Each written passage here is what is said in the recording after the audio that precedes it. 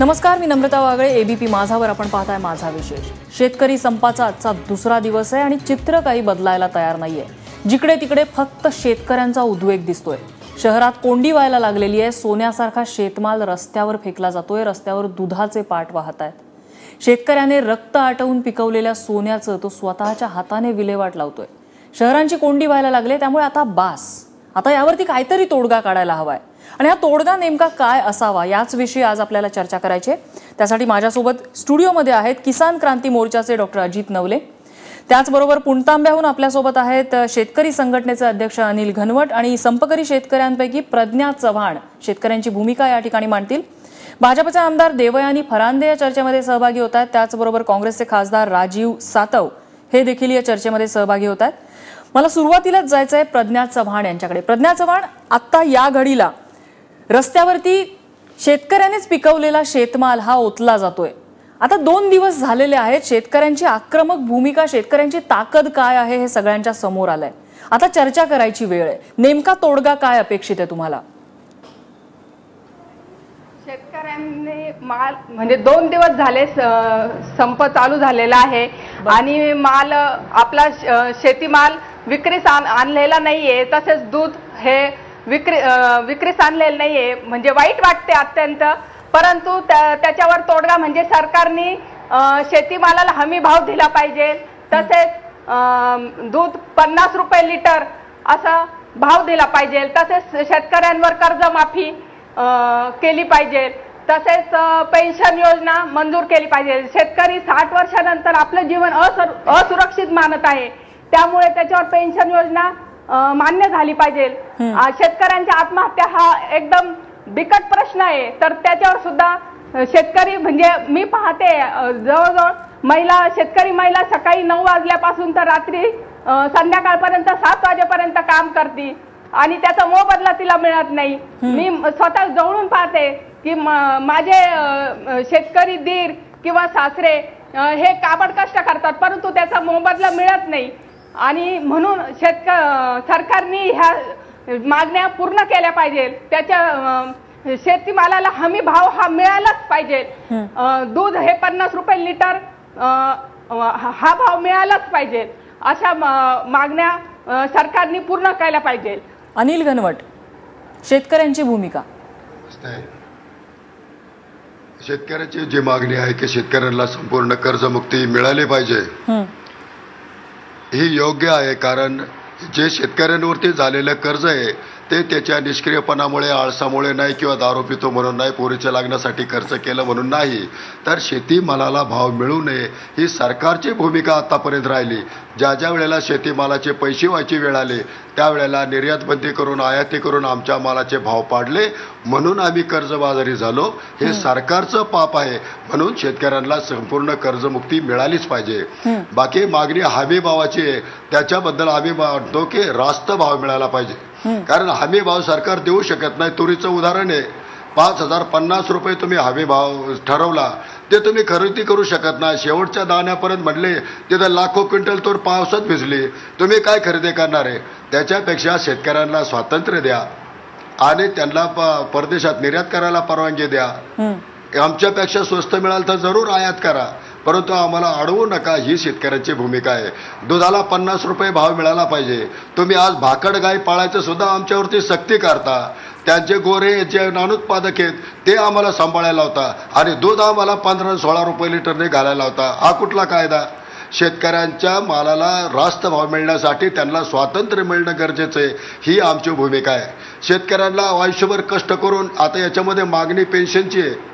बरं, आम्ही म्हणतो समजा पेन्शन नाही देता तर आमचे म्हातारे सांभाळणे इतके पैसे आमच्याजवळ पाहिजेत ना. अनेक असे वृद्ध आहेत केवळ उपचाराला पैसे नाही म्हणून त्यांना मरू द्यावं लागतं. आम्हाला जर याच्यामध्ये नफा झाला असता तर आम्ही आमचे आई वडील सांभाळले असते ना. हे सगळं शेतकरी विरोधीचे धोरण आहे सरकारचं. हे धोरण बदलण्याची गरज आहे. तुम्ही आता 1,00,000-2 लाख रुपये देताल आणि केली कर्जमाफी म्हणून चालणार नाही. पुन्हा तेवढं होणार आहे. जे काय कर्ज आहे त्याच्यातलं 50% तर बेकायदेशीर व्याज लावलेलं आहे, याचा हिशोब व्हायला पाहिजे, याचं ऑडिट व्हायला पाहिजे. आम्ही देणं नक्की लागतो किती हे लोकांना कळायला पाहिजे, सरकारला कळायला पाहिजे. आमची कर्ज फेडायची इच्छा आहे, ते फेडायपुरते पैसे येऊ द्या. तुमची वीज फुकट नको, ते बिल भरायपुरती पैसे येऊ द्या. ही शेतकरी संघटनेची भूमिका आहे. नाही, नक्कीच ही एक महत्वाचा या ठिकाणी शेतकऱ्यांचा स्टँड त्यांनी सांगितलेला आहे की आमच्या हातात पैसे आले तर कर्जाचा हप्ता भरता येईल, आम्हाला वीज भरता येईल. शेतकऱ्याची ताकदच हिरावली जाते. देवयानी फरांदे, सरकारचं धोरण चुकतंय असा थेट आरोप या शेतकऱ्यांनी केलेला आहे.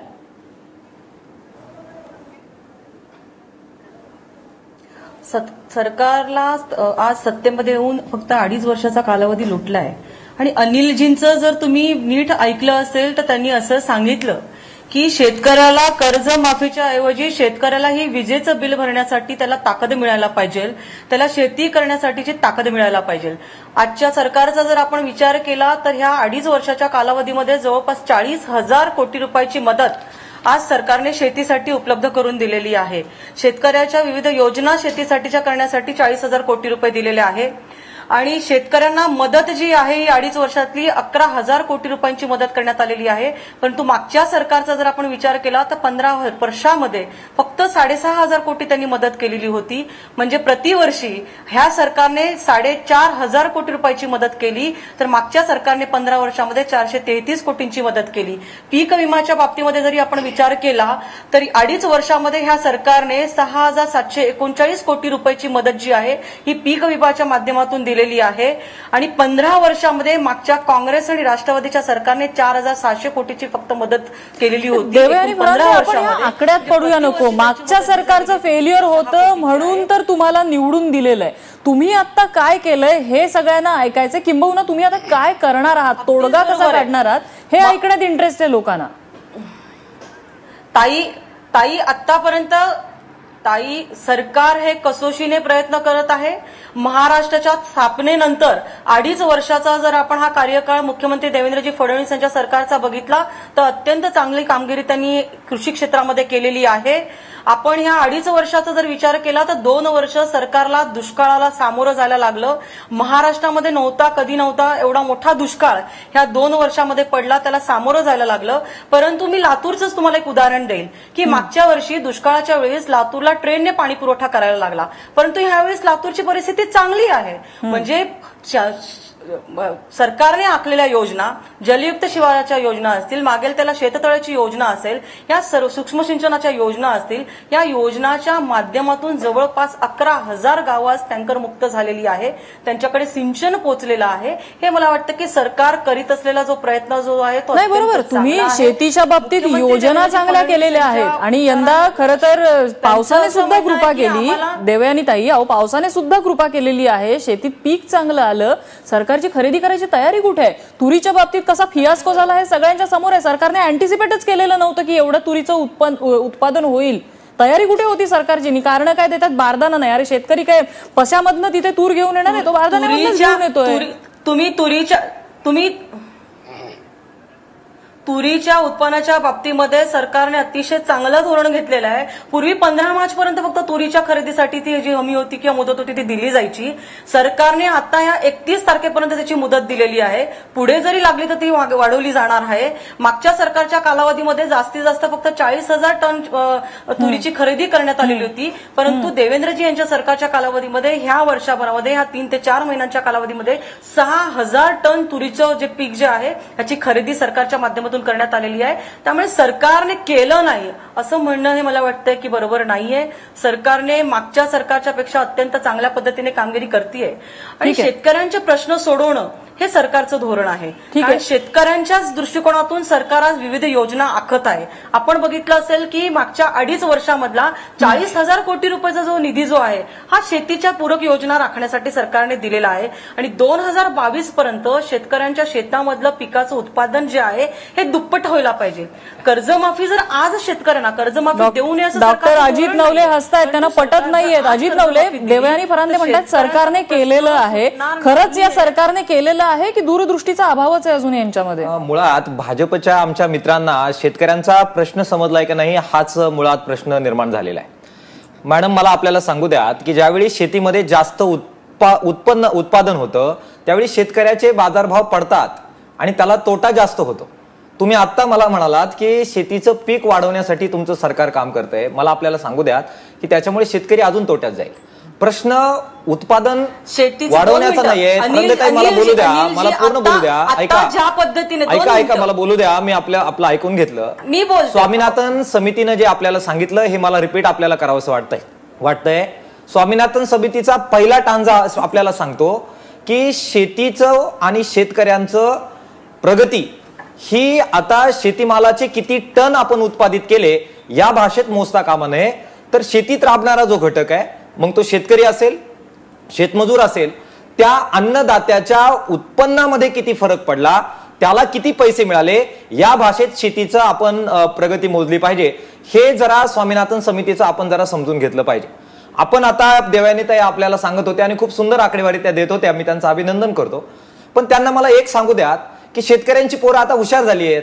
त्यांना आता हे कळतंय की जमा खर्च लिहित असताना 2 कॉलम असतात. एक कॉलम असतो जमाचा, दुसरा कॉलम असतो खर्चाचा. तुम्ही सांगितलं तुम्ही काय दिलं हे सांगितलं, शेतकऱ्यांकडून तुम्ही काय काय काढून घेतलं हे जरा शेतकऱ्यांकडून तुम्ही कृपा करून ऐकणार आहे का? गव्हाचं तुम्ही निर्यात मूल्य शून्यावर आणलं, गहू आयात केला, गव्हातून जे पैसे आम्हाला मिळणार होते ते आमच्या खिशातून काढून घेतले. सोयाबीनच्या बाबतीमध्ये आपण त्याच प्रकारचं केलं. तुरीच्या बाबतीमध्ये 15,000 रुपये आम्हाला मिळायला लागले होते, ते तुम्ही 5,000च्या आतमध्ये आणून घातले. सगळ्या शेतीमालाच्या बाबतीमध्ये अगदी आता परवा साखर सुद्धा तुम्ही आयात करण्यापर्यंत गेलात. म्हणजे एकच कॉलम तुम्ही सांगायचा की तुम्ही काय काय दिलं, आमच्या खिशातून काय काय काढून घेतलं ते लिहा. मग लक्षात येईल की आमच्या खिशातून पोतभर तुम्ही काढून घेतलंय आणि पसाभर आम्हाला लिहिलंय, आणि ते पसाभर जे तुम्ही दिलंय ते वारंवार आपण सांगतात. हे जरा जे एक प्रकारची जी चालाकी आहे ती भाजपची खासियत आहे, तर ती जरा आपण करू नका, आम्हाला आपल्याला विनंती करायची आहे. पीक विम्याच्या बाबतीमध्ये आपण आकडेवारी कम्पेअर करताय मागच्या सरकारच्या विमा योजनेबद्दल. मला आपल्याला सांगू द्यात की आता पीक विम्याचा जो प्रीमियम आहे तो प्रीमियम आपल्या सरकारने जो त्याच्यामध्ये कव्हरेज वाढवलं त्याच्या अगेन्स्टमध्ये प्रीमियम वाढला. हा प्रीमियम कोणाच्या खिशात गेलेला आहे? जर शेतकऱ्यांना त्यांच्या पीक नुकसानीच्या भरपाईची आकडेवारी जर आता आपल्याकडे जर आपण जरा एकदा तुमच्या सरकारकडून घेतली, जी अपूर्ण आहे म्हणून मी तुम्हाला आता ती देत नाही, अदरवाईज ती देता आली असती, तर आपल्या लक्षात येईल की शेतकऱ्यांकडून आणि सरकारकडून जितका प्रीमियम या कंपन्यांनी गोळा केलाय त्याच्या 3% सुद्धा, मी अत्यंत जबाबदारीने विधान करतो, 3% सुद्धा नुकसान भरपाई ही शेतकऱ्यांना या कंपन्यांनी दिलेली नाही. म्हणजे हा सगळा प्रीमियम तुम्ही जो देताय, शेतकऱ्यांकडून जो गोळा होतोय तो त्या कंपन्यांचे खिसे भरण्यासाठी जातोय. आणि म्हणून तुमची आकडेवारी अत्यंत फसव्या स्वरूपाची आहे. हे जरा आपण कृपा करून समजून घेतलं पाहिजे. एकच क्रायटेरिया मी सांगून संपवेल की याचं रिझल्ट काय आहे. तुम्ही करताय ते जर बरोबर असतं तर गेल्या 2.5 वर्षामध्ये शेतकऱ्यांच्या आत्महत्यांमध्ये 40% वाढ झालेली आहे. हा क्रायटेरिया धरायचा की नाही? शेतकरी मजा म्हणून आत्महत्या करतोय का? ते तुमचं फेल्युअर आहे. तुम्ही जे आकडेवारी सांगताय त्याचं फेल्युअर आहे. तुम्ही करताय त्या दिशाभूल करण्याच्या प्रक्रियेचं ते धोतक आहे. हे जरा मला आपल्या देवनेत्यांना सांगायचं. राजीव सातवांना काही मुद्दा मांडायचा होता. राजीव सातव. नम्रताजी, सगळ्यात पहिल्यांदा आमच्या लोकसभा मतदारसंघातल्या उमरखेडमध्ये सकाळी निदर्शनं करणाऱ्या किमान 50 शेतकऱ्यांना आतापर्यंत सरकारनं अटक केलेली आहे. त्यांना बेल द्यायला तयार नाही. आज हिंगोली जिल्ह्यातल्या खानापूरमध्ये सुद्धा पोलिसांनी शेतकऱ्यांवर लाठीमार केला आणि मी आता अधिकाऱ्यांशी बोललो, त्यांचं असं म्हणणं की आम्ही या शेतकऱ्यांना बेल देणार नाही. जर अशी मानसिकता या सरकारची असेल की जो शेतकरी आंदोलन करतोय त्या शेतकऱ्याला आंदोलन करू द्यायचं नाही आणि त्याला जेलमध्ये टाकायचं, ही जर या सरकारची मानसिकता असेल तर निश्चितपणानं आज 50 जणांना अटक केली, उद्या संध्याकाळी उमरखेडमध्ये किमान 1000 शेतकऱ्यांना या सरकारला अटक करावं लागेल आणि जेल भरोच्या दृष्टिकोनातून आम्हाला सुरुवात करावी लागणार आहे शेतकऱ्यांना. पहिली मुद्दा. दुसरा, आता देवयानीताईंचं मी ऐकत होतो की त्यांनी आकडे दिले, फार चांगली गोष्ट आहे. देवयानीताईंकडे बरेच आकडेवारी दिसायला लागलेली आहे. परंतु स्वातंत्र्य प्राप्तीनंतर पहिल्यांदा अशा पद्धतीचा संपाचा विषय या ठिकाणी झालेला आहे.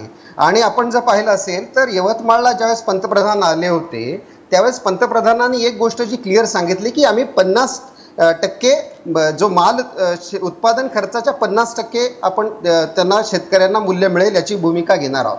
आता फडणवीस साहेबांचं त्यांनी सांगितलं. फडणवीस साहेबांनी पाशा पटेलांच्या शेतकरी दिंडीत भाग घेतला होता. मी फक्त 30 सेकंद या ठिकाणी नम्रताजी घेऊ इच्छितो की या राज्याचे मुख्यमंत्री काय म्हटले. 2 मिनिटं ऐका फक्त.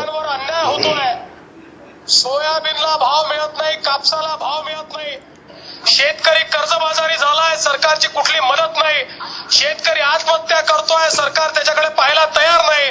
आणि म्हणून शेतकऱ्याच्या शेतमालाला भाव मिळाला पाहिजे, सोयाबीनला भाव मिळाला पाहिजे, याकरता पाशा पटेल यांच्या नेतृत्वामध्ये या ठिकाणी ही शेतकरी दिंडी निघालेली आहे. आणि या शेतकरी दिंडीच्या माध्यमातून संपूर्ण मराठवाड्यामध्ये जागर, शेतकऱ्यांमध्ये जागर तयार करण्यात येणार आहे. आणि 1 लाख शेतकऱ्यांच्या सह्यांचं निवेदन हे माननीय राजनाथ सिंगजी यांच्या हस्ते माननीय पंतप्रधानांना देण्यात येईल. आणि त्यांना सांगण्यात येईल की जर शेतकऱ्यांच्या पाठीशी तुम्ही उभे राहिले नाही तर शेतकरी हा तुमच्या विरोधात उभा राहील. हे काय माझे वाक्य नाहीत. ह्याचा तुम्ही रेफरन्स देऊ शकाल राजीव सातव, हे कधीचं आहे आणि कुठचं आहे? फरांदे ताई, पाशा पटेल नावाचे तुमच्याकडे नेते आहेत, त्यांनी पदयात्रा काढली, ज्यांना तुम्ही आता वाईट टाकलेले तुमच्या भाजपा सरकारनं. त्या पाशा पटेलांच्या पदयात्रेत फडणवीस साहेब एक दिवशी आले होते.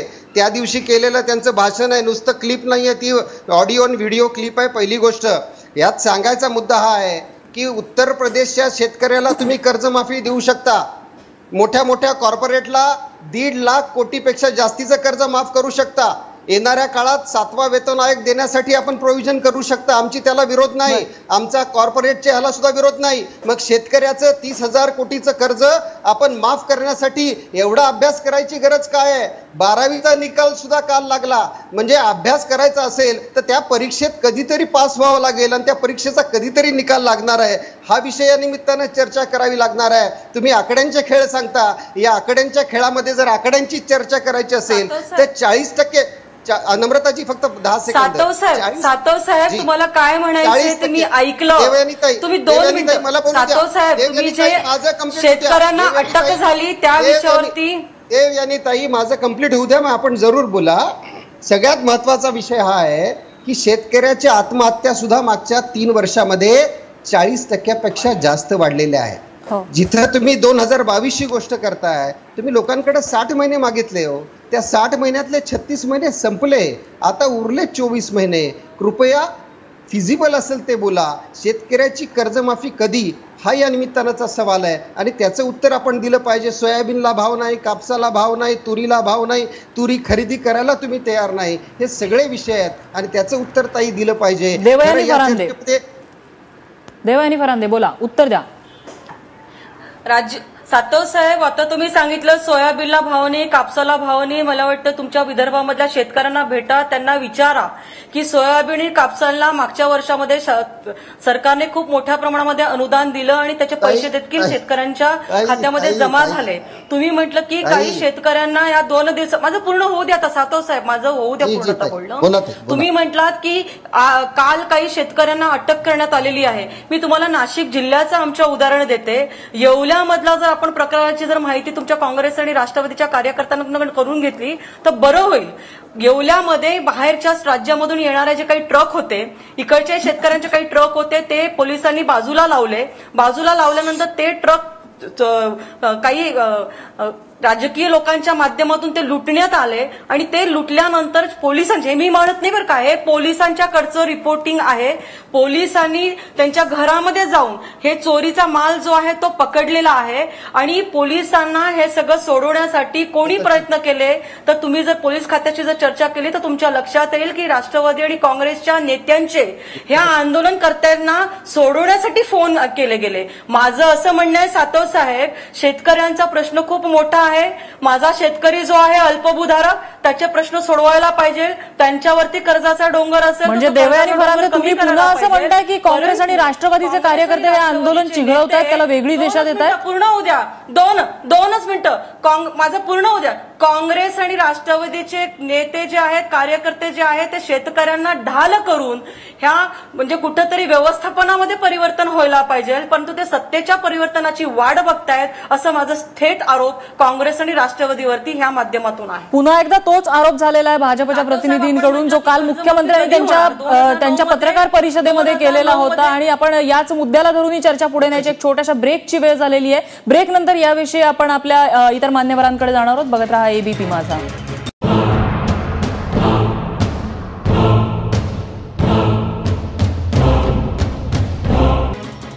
ब्रेकनंतर आपलं स्वागत. आपण पाहताय माझा विशेष. ब्रेकपूर्वी देवयानी फरांदी यांनी पुन्हा एकदा तेच आरोप केलेले होते जे काल मुख्यमंत्र्यांनी त्यांच्या पत्रकार परिषदेत केलेले होते. आज तर त्यांनी त्यापुढे जाऊन असं सांगितलंय की आज चक्क ट्रक आणि ह्या सगळ्या गोष्टी लुटल्या गेल्या आणि पोलीस ऍक्शन त्या ठिकाणी घ्यावी लागली. अनिल घनवट, खरं आहे का हे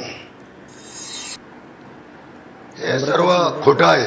जो काय लूटमारीचा जो प्रकार झाला त्याच्यामध्ये कोणीही आंदोलक नव्हते. आमचा जो ट्रक जाळला गेला याच्यामध्ये गोमांस होतं आणि गोमांस कोण जाळतं हे सगळ्यांना माहिती आहे. पोलिसांनी जाऊन तिथं शेजारच्या वस्तीवरती पुरुष पोलिसांनी बायांना मारहाण केली. तिथं त्याला घरात घुसून मारलेलं आहे, त्यांच्या दरवाजावर लाथा घालून उघडलेलं आहे आणि पोलिसांनी दहशत निर्माण केली. हा संपत सगळं चिघळवायचा प्रयत्न पोलिसांनी केलेला आहे. आता कोणाच्या सांगण्यावरून केला याच्यामध्ये काँग्रेस राष्ट्रवादी किंवा याच्याशी काही देणं घेणं नाहीये. हा सरकारने हे घडवून आणलेलं आहे. हा हिंसाचार सरकारने घडवलाय असं मला माहिती आहे. माझ्यावरती यांनी दरोड्याचा गुन्हा घातला. 4 दुधाच्या पिशव्या पोरांनी आंदोलन करताना बाहेर पाडून फोडल्या तर माझ्यावरती दरोड्याचा गुन्हा घातलेला आहे. आज नाशिकवरती झालेला 8 कार्यकर्त्यांवरती गुन्हे दाखल केले. त्यांना तिथं चौकामध्ये बेदम मारहाण झालेली पोलिसांनी केलेले. तुम्हाला कोणी अधिकार दिला? हा कायदा हातात घ्यायचा अधिकार पोलिसांना कोणी दिलेला आहे? देवानीताई पद्धतीने दमन करायचा प्रयत्न चाललेला आहे. अजिबात चालू देणार नाही. मला ह्या विषयाच्या बाबतीमध्ये उत्तर द्यायचं आहे. मला ह्या विषयाच्या बाबतीमध्ये उत्तर द्यावं असं वाटतं आहे. मी ज्या नाशिक जिल्ह्यामधून येते मी तिथं माहिती घेतली की ज्या काही इथं अटक करण्यात आलेली आहे ते कुठलेही शेतकरी नाहीये. शेतकरी असतील तर सरकार त्याचा तपास करेल. परंतु काही राजकीय कार्यकर्त्यांच्या माध्यमातून हे आंदोलन करण्यात आलं. कुठलाही शेतकरी आज महाराष्ट्रामध्ये असा नाही. 2 मिनिटं अनिलजी माझं ऐकून घ्या. असा कुठलाही शेतकरी आज महाराष्ट्रामध्ये नाहीये की तो पोलिसांची अरेरावी करेल. हो, बांधावरती पोलीस आला तर शेतकरी आमचा घाबरतो. त्यामुळे शेतकरी अशा पद्धतीने अरेरावी करेल हे मला वाटतंय की या महाराष्ट्राला सुद्धा खरं वाटत नाहीये. परंतु हे जे काही आंदोलन करण्यात आलेलं आहे काही सापडलेलं आहे ह्या विषयाच्या बाबतीमध्ये आपण काय बोलणार? अनिलजी देवयानी फरांदे शेतकऱ्यांनी नाही तर पोलिसांनी अरेरावी केली असं म्हणतात. अटक करण्यात आली. जे सरपंच पोलिसांनी अरेरावी केली असं म्हणतात ते शेतकऱ्यांनी केलेली नाहीये. असं मत आहे की पोलिसांनी अरेरावी नाही केली. काही आंदोलकांच्या माध्यमातून माझं असं मत आहे की अनिलजी आपल्याला मी एक प्रश्न विचारू इच्छिते की सरकारने एक मध्यंतरी खूप चांगला निर्णय घेतलेला होता की आडत जी आहे आडतीच्या माध्यमातून आमच्या महाराष्ट्राच्या शेतकऱ्यांना अडवायचं धोरण मागच्या काँग्रेस आणि राष्ट्रवादीचं सरकार गेली 50 वर्ष करत आहे. ही आडत बंद जर केली तर शेतकऱ्यांच्या शेतीमालाला चांगला भाव मिळेल. हे चांगलं धोरण शासनाने केलेलं होतं. हे धोरण जे आहे मोडीत काढण्यासाठी काँग्रेस आणि राष्ट्रवादीने व्यापाऱ्यांना तेव्हा मदत दिली. काँग्रेस आणि राष्ट्रवादीचं मी एके वेळी समजू शकते. परंतु अनिलजी शेतकरी संघटनेने जर ह्याच्यामध्ये जर चांगली भूमिका सरकारच्या पाठीशी बरोबर जर घेतली असती तर मला असं वाटतं की कुठेतरी महाराष्ट्राच्या शेतकऱ्यांना देखील त्याच्यातनं दिलासा. अजित नवलेंना काही मुद्दा मांडायचा आहे मात्र तत्पूर्वी मला राजीव सातव राजीव सातव थेट आरोप केला तुमच्यावरती. अनिलजी मी येते तुमच्याकडे. राजीव सातव. अनिलजी मला एक मुद्दा मांडू द्या मग तुम्ही उत्तर द्या. अनिलजी मला फक्त एकच मुद्दा मांडू द्या. मी नाव या ठिकाणी घेतो. नम्रताजी, अंबाजी फटिंग, सुदर्शन कदम, अंकुश ठाकरे, किशोर धुमाळे या 4 शेतकऱ्यांचा त्यांच्या आयुष्यात कुठल्या तरी पक्षाशी कधीतरी संबंध होता का हे तुम्ही एकदा सिद्ध करून दाखवा.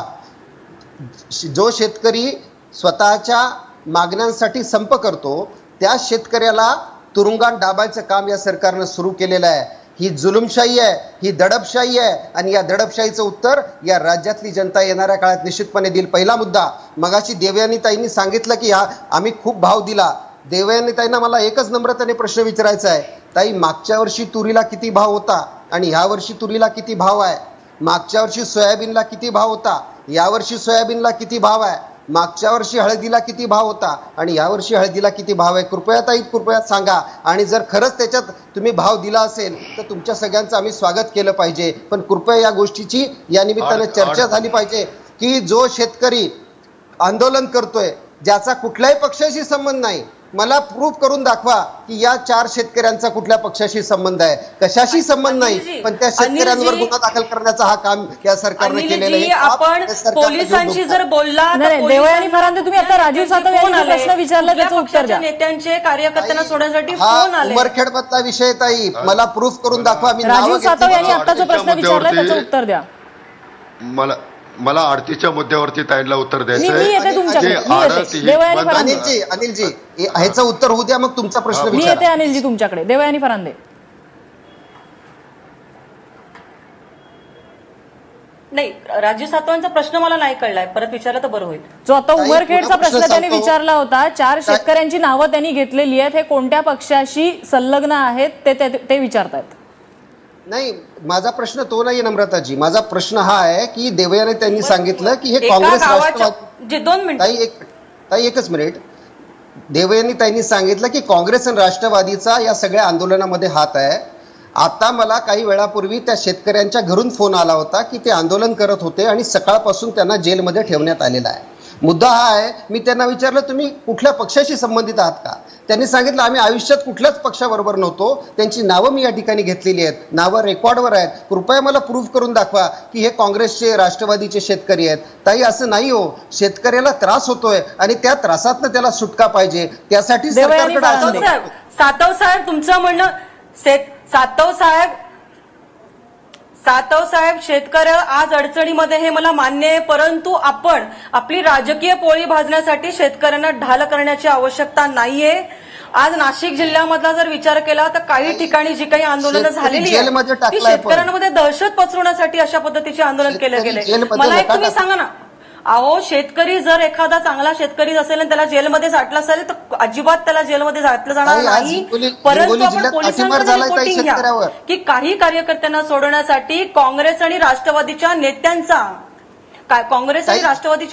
पोलिसांना फोन आलेले आहेत. देवयानी फरांदे, तुम्ही म्हणताय काँग्रेस राष्ट्रवादीच्या नेत्यांचे फोन आले, तुम्ही नावं घ्या ना, कोणत्या नेत्यांचे फोन आले, उत्तर द्या. तुम्ही नावं घ्या, कोणत्या नेत्यांचे फोन आले. शेतकरी असतो तो कुठला शेतकरी स्वतःच्या शेतमालाचं अशा पद्धतीने नुकसान करणार नाही.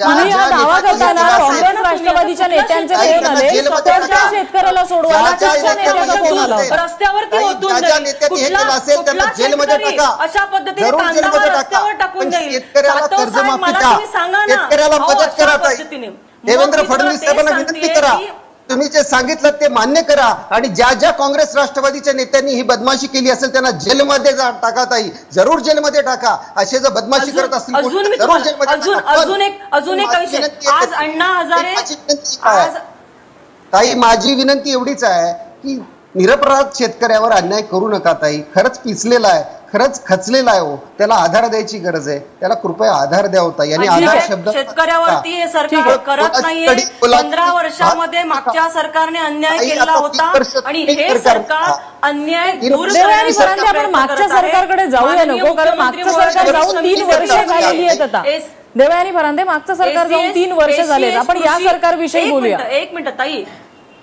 माननीय मुख्यमंत्री महोदयांनी एक कमिटी नेमलेली आहे आता की कृषी एसीएस आणि फायनान्स एसीएस ची कमिटी तयार करण्यात आलेली आहे. ही कमिटी पूर्ण महाराष्ट्राचा अहवाल 2 महिन्यामध्ये मुख्यमंत्री महोदयांना सादर करणार अभ्यास कधी पूर्ण होणार? सरकार हे योग्य निर्णय घेणार आहे. परंतु योग्य निर्णय म्हणजे काय ताई?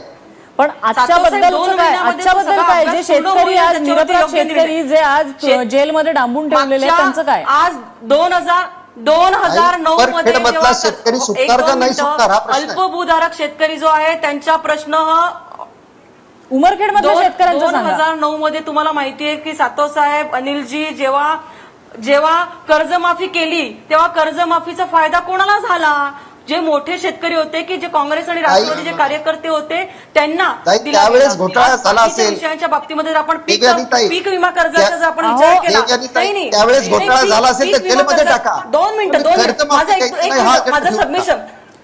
देवयानी फरांदे, राजीव सातव यांनी क्लिअर प्रश्न विचारलाय. उमरखेडचे शेतकरी सुटणार का जेलमधनं? उमरखेडचे शेतकरी जेलमधनं सुटणार का? त्यांनी साधा सरळ प्रश्न विचारलाय.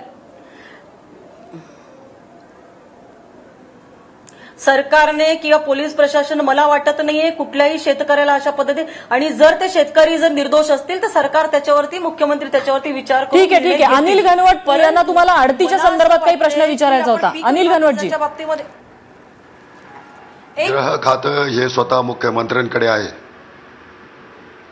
आणि असं असताना असे बेकायदेशीरपणे पोलीस वागतायत याची जबाबदारी मुख्यमंत्र्यांवरती येते. विनाकारण कोणावरती 300-700 गुन्हे दाखल केलेले आहेत, कोणावरती दरोड्याचे गुन्हे दाखल केलेत. कुठलीही चौकशी न करता कार्यकर्त्यांवरती असे गुन्हे दाखल करता येतात का? हा माझा प्रश्न आहे, गृह खात्याला प्रश्न आहे. असं चालतं का? आणि मला ही चर्चा आता या हिंसाचार आणि तुमच्या पक्षीय भांडणापेक्षा मूळ शेतीच्या मुद्द्यावरती आणायची आहे. जसं कामगारांना एक फ्लोरिंग आहे, 18,000 पेक्षा कमी पगार देऊ नये, तसं शेतीमालासाठी त्या भावासाठी तुम्ही एक सिलिंग लावलंय. कांदा, बटाटा, टमाटा 10-15 रुपये किलोच्या पुढे गेला नाही पाहिजे. साखर 40 रुपयाच्या पुढे गेली नाही पाहिजे. डाळी 80 रुपयाच्या पुढे गेला नाही पाहिजे. आणि या दराने जर ग्राहकाला द्यायचं म्हटलं तर शेतकऱ्याला काय मिळेल का नाही याचा अजिबात हे सरकार विचार करत नाही. यांना शेतकऱ्यांचे प्रश्न सोडवायचेच नाहीत, यांना याच्यातलं काहीच कळत नाहीये. असा माझा या सरकारवरती आरोप आहे. समित्या कसल्याने अजित नवले हा महत्वाचा मुद्दा त्यांनी मांडलेला आहे. मला वाटतं हमीभाव आणि आधारभूत किमतीशी रिलेटेड हा मुद्दा आहे ज्याच्याविषयी आता कोणीच भाष्य करत नाही. एक छोटासा ब्रेक घेणार आहे. ब्रेक नंतर मी तुमच्याकडे येते याच मुद्द्यावरून. एक छोटासा ब्रेक, लगेचच परत येतोय.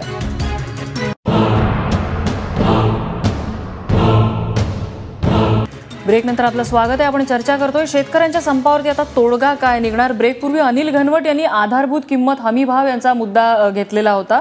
डॉक्टर अजित नवले, हमीभावाच्या संदर्भात आत्ताचं जे काय स्टेटस आहे शेतकऱ्याच्या दृष्टीने कसं पाहताय तुम्ही त्याच्याकडे? अगदी बरोबर प्रश्न आहे. खरं तर माझ्या शहरी बांधवांसाठी हा मला जरा हे सांगितलं पाहिजे की शहरी बांधवांना असं वाटतं की का हमी बांधून द्यायची, काय कारण आहे तसं करायची, तर ते जरा समजून घेतलं पाहिजे. महाराष्ट्रामध्ये आणि भारतामध्ये जीवनावश्यक वस्तू नावाचा एक कायदा आहे. या कायद्याअंतर्गत त्याच्यात ज्या वस्तू सांगितलेल्या आहेत त्या वस्तूंचे भाव हे एका विशिष्ट मर्यादेपेक्षा वाढणार नाहीत यासाठी सरकारला काही अधिकार दिलेले आहेत.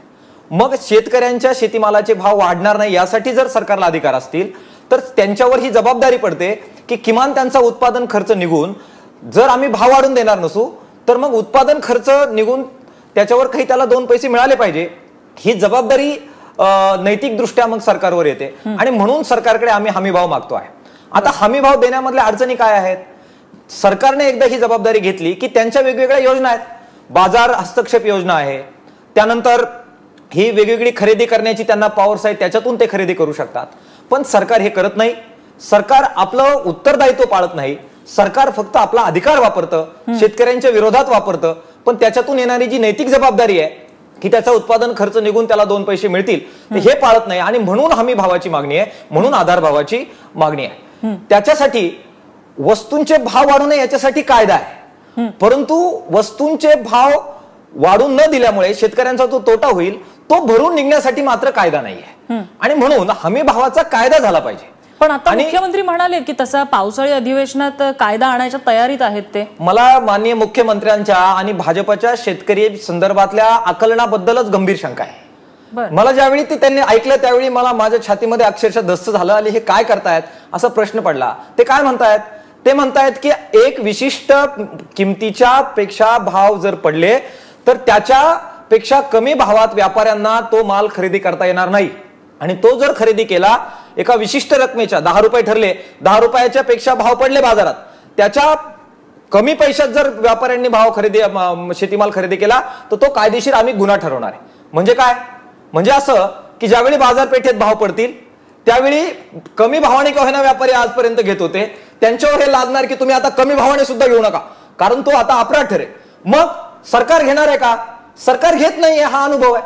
आणि म्हणून कायदा काय करायला पाहिजे? कायदा भाव पडल्यानंतर त्याच्यापेक्षा कमी भावात वस्तू विकत घेणार नाही, ती घेतली तर गुन्हा, हा कायदा करायला नाही पाहिजे. कायदा असा करायला पाहिजे की एका विशिष्ट मर्यादेमध्ये म्हणजे उत्पादन खर्च अधिक 50% नफा याच्यातून जो काय भाव निघेल त्या भावापेक्षा कमी जर भाव गेला तर तो भाव जोपर्यंत पुन्हा त्या मर्यादेपर्यंत येत नाही तोपर्यंत सरकार हस्तक्षेप करून तो माल खरेदी करेल. त्या मालाची किंमत पुन्हा एकदा उत्पादन खर्च अधिक 50% पर्यंत आणून मग बाजारावर सोडेल.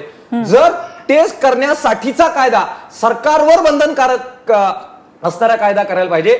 मुख्यमंत्री असा कायदा करायला निघालेत की आम्ही जबाबदारी घेणार नाही, मालचे भाव पडले, व्यापाऱ्यांना जर परवडलं नाही तर व्यापारी खरेदी बंद करतील आणि त्यांनी जर त्याच्या खाली जर खरेदी केली तर त्यांच्यावर आम्ही गुन्हा दाखल. भाजपच्या शेतकरी धोरणाबद्दलच माझ्या मनात शंका आहे आणि त्यांना शेती कळत नाहीये. हा जो काय आपला वर्षानुवर्षाचा जो आपला आरोप राहिलेला आहे तर त्याला पुष्टी माननीय मुख्यमंत्री देत आहेत असं मला या संदर्भात म्हणायचंय. शेवटचा एक मुद्दा मला मांडून संपवायचे.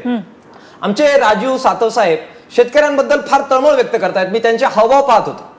मला जरा त्यांना सांगायचं आहे की तुमच्या सरकारचा सगळा अनुभव शेतकऱ्यांनी घेतलेला आहे आणि तुमचे शेतकऱ्या संदर्भातले धोरणं आणि भाजपचे शेतकरी संदर्भातले धोरणं हे सातव साहेब सारखेच आहे.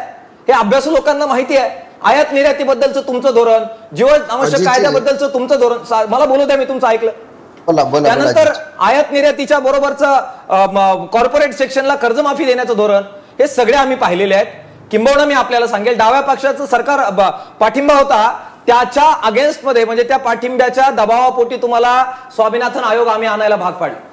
त्याची अंमलबजावणी करण्याची ज्यावेळी वेळ आली त्यावेळी किसान सभा वारंवार तुमच्याकडे शिष्टमंडळ घेऊन येत होती, तुमच्यावर दबाव आणत होती.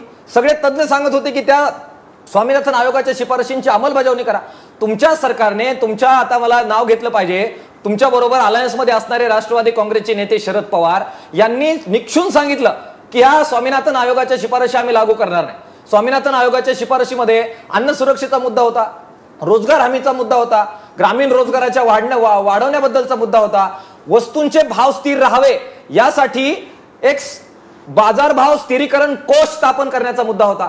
हे सगळ्या शिफारशी तुम्हाला केल्या होत्या, तुम्ही ते केलं नाही. त्यामुळे तुमचे जे आत्ताचे जे काही कळवळा शेतकऱ्यांबद्दलचा आहे हा बेगडे आहे, हे मला जरा नम्रपणाने सांगू द्या. राष्ट्रवादीबद्दल तर बोलायलाच नको. ते आज माझं जे आकलन आहे चुकत असेल तर तुम्ही मला करेक्ट करा, पण हे भाजपचं जे सरकार आलंय तेच मुळात राष्ट्रवादी काँग्रेसच्या पाठिंब्याने अस्तित्वात आहे आणि अद्याप राष्ट्रवादी काँग्रेसने भाजपच्या सरकारचा पाठिंबा काढून घेतलेला नाही.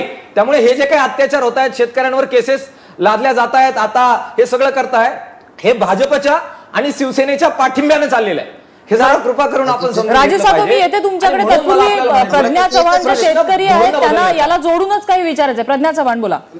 15 मिनिट. मी येते तुमच्याकडे, मी येते. प्रज्ञा चव्हाण बोला. आज आमचा शेतकरी हा सकाळी 8 वाजल्यापासून तर संध्याकाळी 7 वाजेपर्यंत काम करतोय, परंतु त्याला त्याचा मोबदला मिळत नाहीये आणि आम्हाला कोणत्याही पक्षाशी घेणं नाहीये. काँग्रेस, भाजप, शिवसेना कोणत्याही पक्षाशी आम्हाला घेणं नाही. आमचं सरकारवर हे सरकार कोणत्याही पक्षाचं असो, आमच्या मागण्या पूर्ण झाल्या पाहिजे, आमचं एवढंच म्हणणं आहे. ठीक आहे. राजीव सातव, तुमच्यावर थेट आरोप केलेले आहेत. अजितजी, तुम्ही जे सांगितलं त्याच्यामध्ये निश्चितपणानं तथ्य काही अंशी आहे आणि आम्ही काही गोष्टी त्यावेळेस ऐकल्या नाही. आमच्या धोरणं काही अर्थानं चुकली, त्याच्यामुळेच ही 44वर आलोय ना आम्ही, आणि ते आम्ही कबूल केलं पाहिजे. जिथं चूक आहे तिथं आम्ही चूक कबूलही करतो, पण त्यातनं शिकायचा सुद्धा प्रयत्न चालू आहे, पहिली गोष्ट. दुसरं, मी काही राष्ट्रवादीचा आणि शिवसेनेचा प्रवक्ता नाही, त्याच्यामुळे तुम्ही राष्ट्रवादी आणि शिवसेनेच्या संदर्भात जे बोललात त्याबद्दल मी काही कॉमेंट करणार नाही. पण हे मान्य आहे आम्हाला की आमचं जे चुकलं ते आम्ही चुकलं मान्य करायला आम्हाला कमीपणा वाटणार नाही. आम्ही त्यातनं शिकत आहोत आणि शिकून पुढे जायचा आमचा हा प्रयत्न आहे. पण मुद्दा हा आहे अजितजी, मुद्दा एवढाच आहे की सरकारनं अशा पद्धतीचा अन्याय अत्याचार शेतकऱ्यावर करू नये, कर्जमाफी द्यावी, हा एवढा मुद्दा आहे. ठीक आहे. देवयानी फरांदे, सरकारकडे शेतकऱ्यांसाठीची विजनच नाहीये असा आरोप केलेला आहे नवलेंनी. नवलेंनी जो आरोप केलेला आहे, मला असं वाटतं की ते राजकीय हेव्यापोटी करतायत का मला समजत नाहीये. गेली 2 वर्ष प्रचंड मेहनत माननीय मुख्यमंत्री महाराष्ट्राच्या शेतकऱ्यांसाठी करतायत. राज्याच्या शेतकऱ्यांकडून किमान आधारभूत किमतीपेक्षा कमी दराने शेतीमाल खरेदी करणे हा गुन्हा ठरणार असून त्या संदर्भात राज्य सरकार कायदा करणार, अशा पद्धतीचं वक्तव्य माननीय मुख्यमंत्री महोदयांनी केलेलं आहे. त्याच्यापुढे त्यांनी हेही सांगितलंय की यंदाच्या हंगामापासून आम्ही खरेदीपूर्ण धोरण जे आहे, पूर्वधोरण, हे आम्ही महाराष्ट्रामध्ये आणणार आहोत. त्यामुळे आधारभूत किमतीपेक्षा कमी दराने शेतीमाल खरेदी करणं ह्याच्यावरती कायदा आणणार आहे. तो कायदा काय असणार आहे त्याच्यावरती काम करायचं चालू आहे. पण त्याच्याच आधी नवलेंनी ज्या पद्धतीने वक्तव्य केलेली आहे ही मला असं वाटतं की अत्यंत चुकीची आहे. त्यांनी 2 ते 2.5 वर्षामध्ये आज आपल्या शेतकऱ्यांना का अडचणीला सामोरं जायला लागतंय, तर अनेक ठिकाणी महाराष्ट्रामध्ये सिंचनाच्या योजना पोहोचल्या नाही. नवलेजी मागच्या काँग्रेस आणि राष्ट्रवादीच्या सरकारच्या कालावधीमध्ये त्यांचं फक्त टेंडर काढणं सिंचनाची, धरणांच्या साठीची, हे फक्त धोरण होतं. परंतु या सरकारचं धोरण हे मॅनेजमेंटचं आहे. शेतकऱ्यांच्या पर्यंत पाणी कसं पोहोचवता येईल, कृषी पंपाच्या कसे पोहोचवता येईल. म्हणजे नुसत्या विदर्भाचा जर विचार केला तर 90,000 कृषी पंपाचं वाटप विदर्भामध्ये करण्यात आलेलं आहे. मराठवाडा आज आमचा दुष्काळी भाग आहे.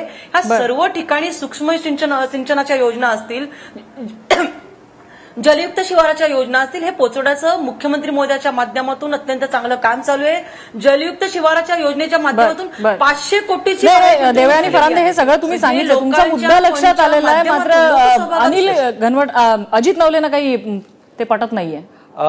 ताईंनी हे बरोबर सांगितलं की पाणी हा शेतीमध्ये अत्यंत महत्वाचा घटक आहे. ताई, तुम्ही काही काम करताय त्याबद्दल तुमचं अभिनंदन. फक्त एकच मला मुद्दा सांगा की मागच्या सरकारने सिंचनाच्या बद्दल प्रचंड घोटाळे केले. आपण सांगितलं की आमचा सरकार येऊ द्या, यांची दिवाळी आम्ही जेलमध्ये टाकू. आपण देवेनीताई त्यांच्या पाठिंब्यावर सरकार चालवत आहेत, राष्ट्रवादीच्या पाठिंब्यावर तुमचं सरकार आहे. त्यांना बेड्या कधी घालणार हा शेतकरी प्रश्न विचारतोय. आपण चर्चेला वेगळी दिशा नको देऊया. माझी वेळ संपत आलेली आहे.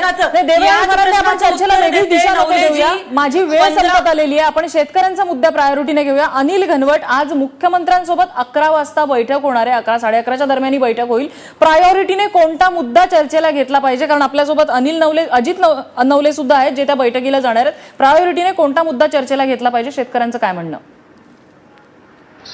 संपूर्ण कर्जमुक्ती हा मुद्दा प्रायोरिटीने घेतला पाहिजे. आणि दुसरा मुद्दा, शेतीमालाला रास्त भाव कसा देता येईल या विषयावरच चर्चा झाली पाहिजे. याच्यापेक्षा महत्वाचा विषय नाही.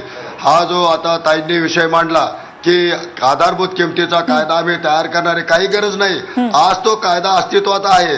आधारभूत किमतीपेक्षा कोणत्या व्यापाऱ्याने खरेदी केलं तर त्याला तुरुंगात टाकायची व्यवस्था आज सुद्धा नवीन कायद्याची गरज नाही. आणि हा जीवनावश्यक वस्तूचा कायदा कशाला ठेवलाय, कोणासाठी चाललंय?